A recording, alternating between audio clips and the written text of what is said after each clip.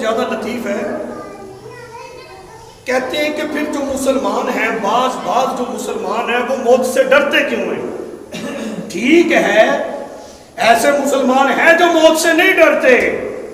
ٹھیک ہے کہ انسان نے ذائقہ چکھنا ہے، موت نے انسان کا نہیں. تو پھر جو بعض مسلمان ہوتے ہیں وہ کیوں موت سے ڈرتے ہیں؟ ہمارے بزرگ فرماتے ہیں ڈرتا موت سے وہ ہے جس کی تیاری نہ ہو. جس نے موت کی تیاری نہیں نہ کی، جس کی آخرت کی تیاری نہیں ہے وہ ڈرتا ہے. جس کی تیاری ہو اس کی پوزیشن پتہ کیا ہوتی ہے؟ جس کی تیاری صحیح ہے وہ پہلے مدینہ چھوڑتا ہے.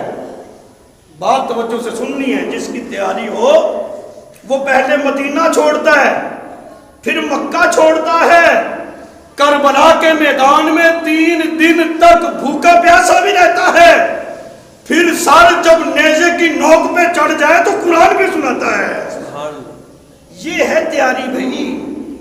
جس کی تیاری ہو وہ کہاں ڈرتا ہے؟ وہ تو نیزے کی نوک پہ بھی قرآن پڑھ کر سناتا ہے اور کہتا ہے کہ دیکھو جو جان رسول اللہ کی وفاداری میں جاتی ہے نا وہ سر کٹنے کے بعد بھی زندہ ہی رہتا ہے، وہ کبھی نہیں مردہ ہوتا. ڈرے وہ جس کی تیاری نہیں ہے، جو اپنی قبر کو یاد رکھتا ہے اور جس کا عقیدہ اور ایمان یہ ہے کہ دنیا پہ آیا اور جانا بھی ہے اور اپنے اعمال صالحہ کے ساتھ ہم نے جانا ہے.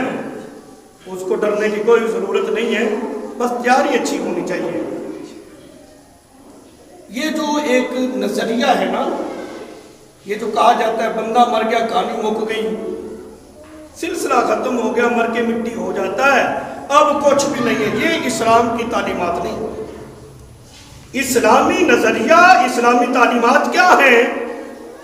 اسلامی نظریہ اور تعلیمات یہ ہیں کہ مرنے کے بعد کہانی شروع نہیں ہوتی، اصل کہانی مرنے کے بعد شروع ہوتی ہے.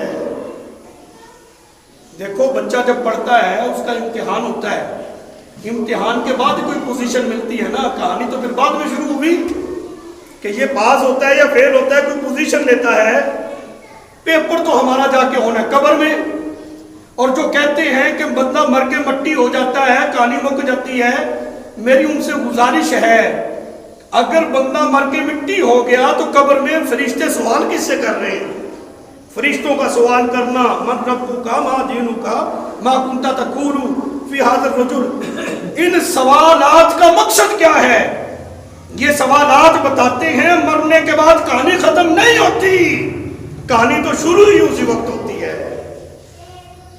اللہ اکبر، کل نفس ذائقۃ الموت. کہانی یوں ختم ہوگی، مٹی ہو گیا، مٹی نہیں ہوا. ہر جاندار نے موت کا ذائقہ چکھنا ہے. لنگر تیار ہو گیا، کھانا پک رہا ہے، جی ذرا چیک کرنا جی نمک کیسا ہے، مجھے یہ بتاؤ. میں ساری دیگ کھانے کے بعد کہوں گا ہاں جی جی نمک بہت اچھا ہے، ٹھیک ہے نمک اس کا. ایسے ہوگا؟ چکھنے کا مقصد یہ ہوتا ہے بس چیک کر لینا. چیک کرنے کے بعد دیگ اپنی جگہ پہ رہے گی، میں دوبارہ اپنی جگہ پہ آ جاؤں گا. ایسے ہی ہوتا ہے نا. قرآن میں ہے کہ ہر جاندار شے نے موت کا ذائقہ چکھنا ہے. موت کا ذائقہ چکھا ہے، موت اپنی جگہ پہ ہے، بندہ اپنی جگہ پہ ہے. کوئی سمجھ آ رہی ہے کہ نہیں؟ اگر آ رہی ہے تو پھر اگلی بات اور زیادہ لطف دے گی آپ کو. اس چیز کو سمجھیں. ہمارے جو بزرگ ہیں، دوست احباب ہیں، رشتہ دار دنیا سے رخصت ہوتے ہیں، ہم اپنا تعلق ان کے ساتھ جوڑ کے رکھتے ہیں. کیوں؟ یہ اسلامی تعلیمات ہے کہ کہانی مکی نہیں ہے، شروع اب ہوئی ہے. ہمارے معاملات اس کے ساتھ رہنے چاہیے. اس چیز کو، اس نظریے کو آپ ذرا سمجھیں کہ مرنے کے بعد معاملات ختم نہیں ہوتے بلکہ شروع ہوتے ہیں. بندہ مومن کا جو ایک مزاج ہوتا ہے، موت اور حیات کا تعلق ایک عام تاثر یہ دیا جاتا ہے جب تک سانس چل رہے ہیں بندہ زندہ ہے. سانس کا تانا بانا ٹوٹا نہیں، بندہ ختم ہو گیا. یہی ایک نظریہ پیش کیا جاتا ہے نا. یہ نظریہ کس نے پیش کیا ہے؟ یہ ہمارے معاشرے نے، ہماری جدید ٹیکنالوجی نے، ہماری سائنس نے یہ نظریہ پیش کیا ہے کہ جب تک سانس چل رہے ہیں، نبض کی حرکت چل رہی ہے، دل کی دھڑکن ہے، جسم میں خون کی روانی ہے، بندہ زندہ ہے۔ یہ چیزیں گئی تو بندہ مر گیا۔ یہ ہے ہماری جدید ٹیکنالوجی موت و حیات کے بارے میں۔ اللہ اکبر۔ قرآن کیا کہتا ہے؟ یہ ہمارے اپنے جذبات نہیں ہیں، ایک قرآنی تعلیمات آپ کے سامنے رکھ رہا ہوں۔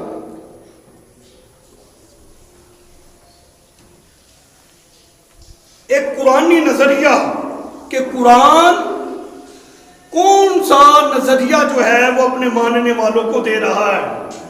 اللہ اکبر۔ ابو جہل اینڈ کمپنی، سرکار علیہ السلام نے اسلام کی دین کی دعوت دی، انہوں نے بدتمیزی والا انداز اپنایا۔ اللہ تعالیٰ نے فرمایا انکا لا تسمع الموتى، کن سے بات کر رہے ہو؟ مردے ہیں، سانسیں چل رہی ہیں، نبض کی حرکت ہے، دل کی دھڑکن ہے، جسم میں خون کی روانی ہے۔ قرآن کیا کہہ رہے ہیں؟ کیا نظریہ ہے؟ مردے ہیں، کن سے بات کر رہے ہو؟ اور وہ جو اللہ کی راہ میں سر کٹاتا ہے، رسول اللہ کے دین پہ جان دیتا ہے، قرآن کہتا ہے وَلَا تَقُولُوا لِمَنْ يُقْتَلُ فِي سَبِيلِ اللَّهِ أَمْوَاتٌ بَلْ أَحْيَاءٌ وَلَٰكِن لَا تَشْعُرُونَ۔ جو اللہ کی راہ میں مارے جائیں، دنیا سے جائیں، انہیں مردہ نہ کہو، وہ زندہ ہیں۔